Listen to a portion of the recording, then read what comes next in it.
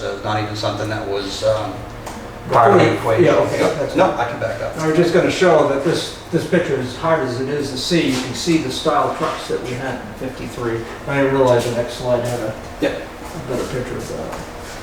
So this shows the 1950 fire truck. Now, I'm sure in 1950s they didn't design, they designed it with what they knew at the time. I'm sure they also designed it with some intent to into the future. Obviously, nobody had the crystal ball, so I'm not sure anybody would have thought that the truck would have increased by 12 feet and gone 2.5 feet wider at the time. So that's some of the challenges that the fire department currently sees with the undersized doorways compared to today's modern trucks.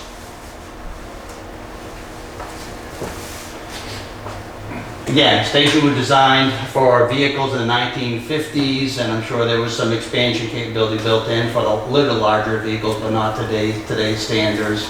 Right now, when the fire department purchases a new vehicle, they have to actually special order that apparatus in order to make it fit in their overhead doors. They're just too wide the way the off the block fire trucks come, which comes at additional cost.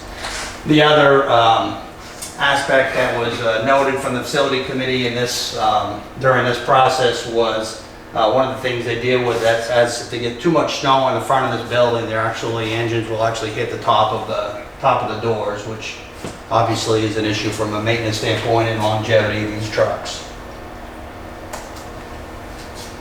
Floor drains, I think there's one right here in the middle, collects all the water, anything coming off in the wintertime when you've got all the slush and everything that they're dealing with out there when they're fighting fires and taking rescue calls. All that's draining over the floor into that center floor drain. And the issue obviously is for these firefighters, most of which, other than I think 2 full-time, everybody else is one full-time, everybody else is volunteer. So when they're rushing in to get in the trucks to head out to fight a fire or deal with a rescue call, if they've got wet conditions on the floor, that obviously presents some safety issues for the town and for them to have to deal with. Also, some structural issues with the building that were found. You see, actually, it's hard to see on this picture here, but this floor is actually settled about 2 inches, dropped over, and that's in this back corner over here. There is some substantial cracking in the building. Some of it's been sealed up as best can be sealed up at the time. And I'm not sure what happened here other than it's possible maybe a fire truck hit that column when it was coming in or going out of the building. But you can see, again, with those tight quarters, I don't know if anybody can, if you turn around and look at the fire truck behind you, if you can imagine that going out. I think there's a picture of the next slide. There's not a lot of clearance. I guess it's one more slide beyond that. I think you went past it. Oh, I did already? Yeah, so there's not a lot of clearance in those mirrors when they're trying to get out and get to a call. Inaccessibility, again, you're looking at, really you've probably got 1.5 feet, 2 feet maximum space there for the firefighters to come in. All that is, from a layman's term, I look at that as all time delay. It's all extra time they have to take to maneuver around the equipment to get into the equipment to then go out and take the call. So I think that presents issues both from a safety standpoint and from a timing standpoint as well. One of the things you'll notice is a lot of the trucks here are stacked back to back. So that means, they have to hopefully have the ones that are the least used or hopefully won't be used for whatever call they get.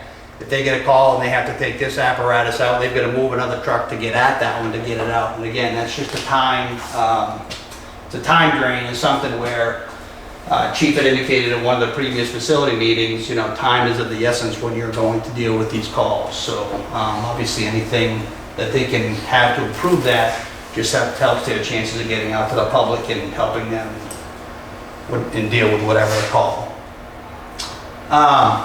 Also got a couple columns here. As you can imagine, again, they got to be careful when they're coming in. This is a structural beam down the center of this building. So obviously care when they're backing back in to make sure they don't hit one of those beams and cause a structural issue with the building itself. And that's not original to the building, that was added to To support to the, support, to hold this building up, yeah. some of the other apparatus that are in different areas. One of the things that the building committee found early on was that, and actually quite a few of us, including myself, were somewhat amazed to find out. We knew that there was additional fire station over on off Heath Street or upside Heath Street, Lower Oak Street. Some of the equipment that they have is housed over there. I believe there's a That's fire actually- truck over there or something as well. Those pictures are actually the Cascade Barn Okay. that sits behind that. Okay. But this is the one that was, the picture I think that struck out to me when we first were talking about the fire department. This is Chief Costle's basement. There's no room for this equipment in this facility or any of the other facilities. So Chief actually has some of that equipment stored, gear stored at his house, because he doesn't have enough space to put it anywhere else. So to me, that was something as a committee member that really kind of sunk home with me, so.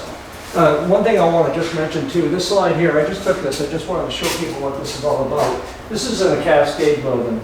This boat behind me is a fire rescue boat. We have 4 different lakes in the community. And our rescue department is responsible for water rescue and stuff like that.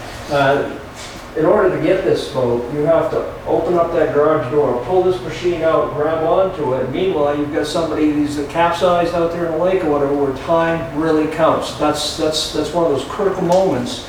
And the facility that we're planning, we're going to have all that equipment right here in one place. So it's an efficiency issue.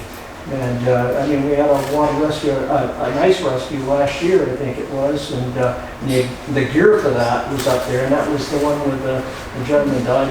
Was it last year or the year before? About 2 years ago. Yeah, a couple of years ago. So this stuff happens. It happens here in Oakland, and you know, and when minutes count, you need to be able to get onto this stuff and go, not travel over across town, open up an old wooden door, and move equipment out so you can get the boat. I mean, so it's really it's a critical situation. Here.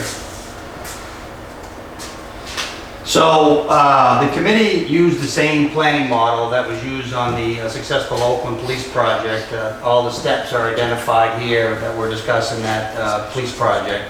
Right now, at the current position of the project is step 12, which is looking at project funding. These 2 public hearings are in advance of the vote, which is going to be coming November